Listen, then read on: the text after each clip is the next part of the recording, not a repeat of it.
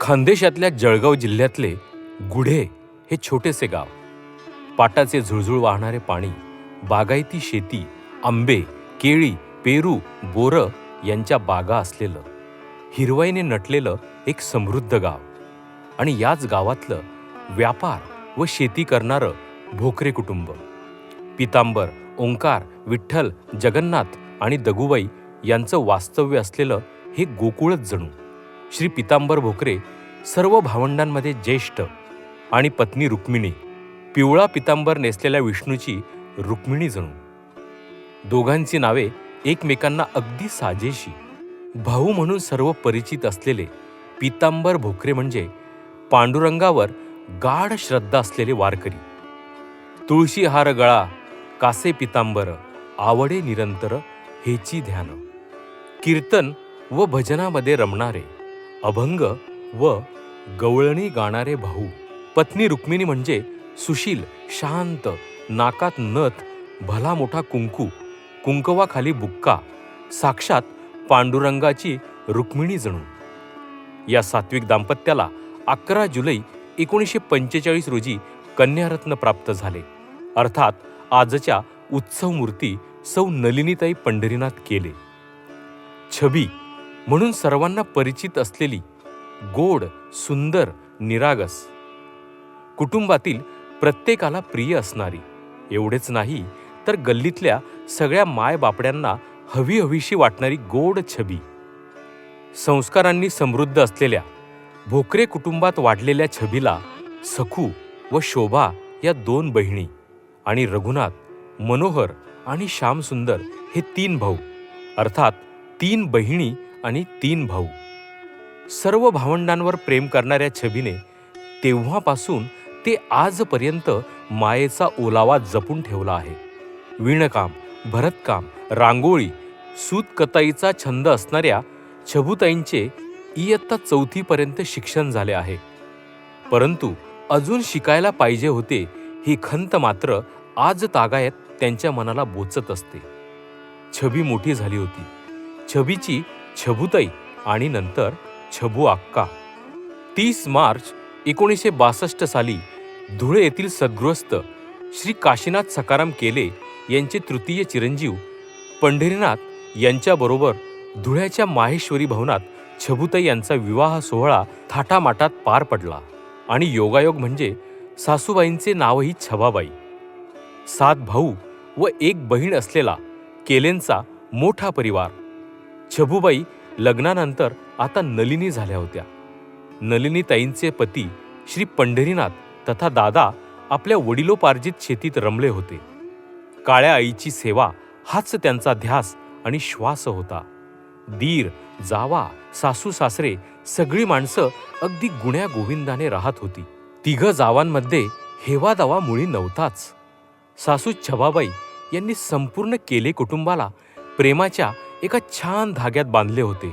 सौ नलिनीताई व श्री पंढरीनाथ यांच्या जीवनवेलीवर कल्पना, नितीन, वंदना आणि अभय ही 4 फुले उमलली होती. दादा व नलिनी यांच्या संस्कारात मोठी होत होती. याच दरम्यान सौ नलिनीताईंचे पितृछत्र हरपले. भाऊंचे आकस्मिक निधन झाले.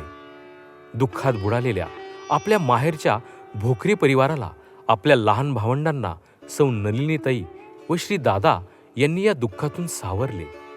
वडिलांची उणीव कधी त्यांना भासू दिली नाही, ती आज तागायत. आपल्या आज्जे सासू रेवू आजी यांनी बांधलेल्या धुळे येथील राम मंदिरातील रामावर सौ नलिनीताईंची नितांत श्रद्धा. तेव्हापासून ते आज तागायत साजरा होत असलेल्या रामजन्म, कृष्णजन्म, भागवत सप्ताह, चातुर्मास, पोथी पारायणांमध्ये नलिनीताई रमतात. आपल्या वडिलांकडून मिळालेला भजने, भक्तिगीते यांचा वारसा राम मंदिराच्या माध्यमातून त्यांनी सक्रिय सेवाभाव व भक्तिभाव मार्गाने जोपासला आहे. परमेश्वराची ओढ असलेल्यांना परमेश्वर नवनवीन भेटीची कवाडे उघडे करून देत असतो. अगदी तसेच झाले. भगवान योगेश्वराने या दाम्पत्यासाठी कृतिभक्तीचे अजून एक दालन उघडे करून दिले. स्वाध्याय प्रणेते परमपूज्य श्री पांडुरंग शास्त्री आठवले तथा दादा यांचे स्वाध्यायरूपी दालन. याच राममंदिरात स्वाध्याय बंधूंची मांदियाळी सुरू झाली आणि सुरू झाले स्वाध्याय केंद्र. आठवले दादांची ही स्वाध्याय चळवळ सौ नलिनीताईंचे पती श्री पंढरीनाथ दादांनी जवळच्या खेडोपाडी पंचक्रोशीपर्यंत पोहोचवली. मुंबईपासून ते जळगाव, देवभाने, कापडणे, नंदाने, सोनगीर, पिंपळनेर या गावांमध्ये केले दादा ही नवी ओळख त्यांना मिळाली. धुळे जिल्ह्याचे प्रमुख क्षेत्रपाल म्हणून त्यांची नेमणूक झाली. तीर्थयात्रा, भावफेरी, अमृतालयम, योगेश्वर कृषी यांसारख्या स्वाध्याय उपक्रमांना केले दादा रात्री बेरात्री मोटरसायकलवर स्वार होऊन कृतीभक्तीचा जागर करत. केवढा सेवाभाव! दिनांक 18 ऑक्टोबर 1986ची रात्र. दादा नरडाणा या गावाहून धुळे येथे जात असताना त्यांच्या गाडीला अपघात झाला आणि दादांचा गुडघा फ्रॅक्चर झाला. डॉक्टर म्हटले, केले दादा, कांदा बुक्कीने फोडावा तसा तुमचा गुडघा फुटला आहे. नलिनीताईंनी या संकटाला मोठ्या धैर्याने तोंड दिले. योगेश्वर आपल्या पाठीशी आहे, त्याचेच काम करण्यासाठी तुम्ही गेला होतात, बघून घेईल तो सर्व, असे म्हणून त्यांनी परमेश्वरावर या सगळ्या गोष्टी सोडल्या. केवढी धैर्यशीलता आणि योगेश्वराप्रती निस्सीम भक्ती! परमपूज्य पांडुरंग शास्त्री तथा दादा यांच्यापर्यंत ही बातमी पोहोचली. दादांनी केले दादांना आपल्या हस्ताक्षरात पत्र लिहिले. केले दादा, आपण एवढ्या मोठ्या अपघातातून वाचलात. भगवंताला आपल्याकडून खूप काम करून घ्यायचे आहे. आपण भगवंत कृपेने लवकर बरे व्हाल. हे पत्र म्हणजे श्री केले दादा व सौ नलिनीताईंच्या स्वाध्याय परिवाराची पोहोच पावती होती. यापेक्षा वेगळा आनंद तो काय असू शकतो. या दोन दादांना जवळ आणण्याचे कार्य केले ते शिवदास नरोत्तमदास मणियार तथा शिवजी बाप्पा यांनी. योगेश्वरावर नितांत श्रद्धा असलेले एक निस्वार्थी व्यक्तिमत्व म्हणजे शिवजी बाप्पा.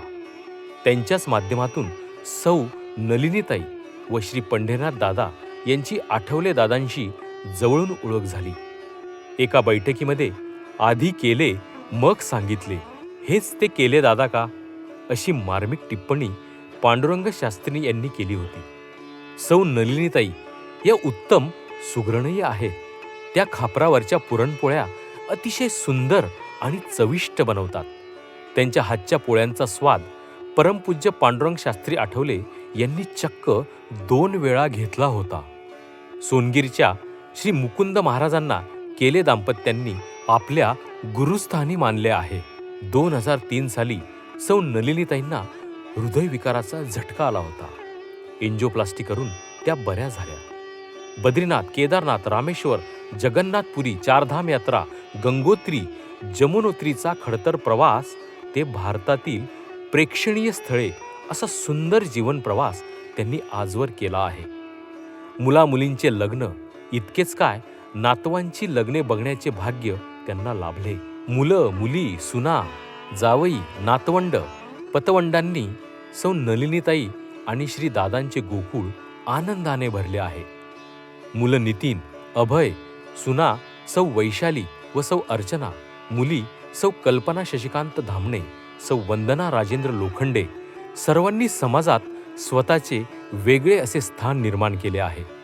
एकाच वेळी सरस्वती व लक्ष्मी मातेचा वरदहस्त केले कुटुंबावर आहे. सौ नलिनीताईंची तब्येत तशी आता नाजूक असते. वयोमानानुसार तब्येतीच्या कुरबुरी चालू असतात. पण दादा आपला पतिधर्म निभावत त्यांची खूप काळजी घेतात.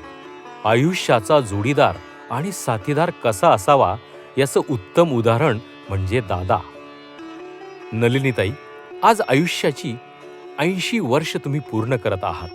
अर्थात आज तुमचा अशीतीपूर्ती सोहळा.